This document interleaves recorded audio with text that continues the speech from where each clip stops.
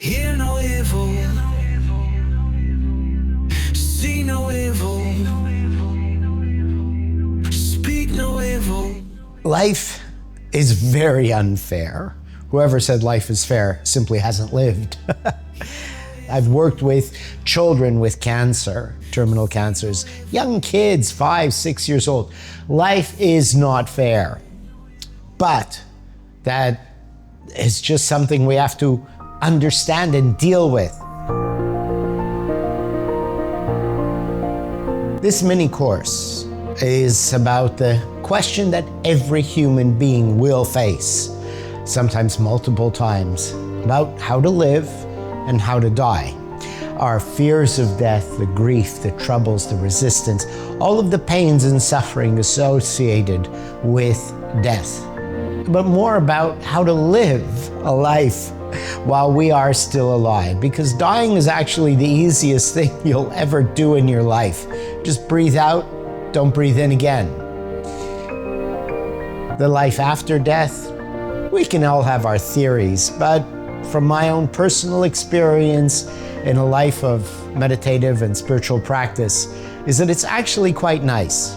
And if I can tell you a little story about my grandmother, I was in England at the time and she was in Montreal on the other side of the Atlantic Ocean. And I had a dream as I was waking up. My grandmother came to me and said, "I died, come to the funeral." And she brought me to her funeral. And she said, "I don't know why everybody is so sad. It's wonderful here." And then I woke up and I phoned my mother, who told me my grandmother had just died. I found that life is lived much better when we understand death and we no longer fear it. So I've personally experienced my partner dying at a very young age. I had to see her be sick for many years. So I understand the pain of losing a loved one.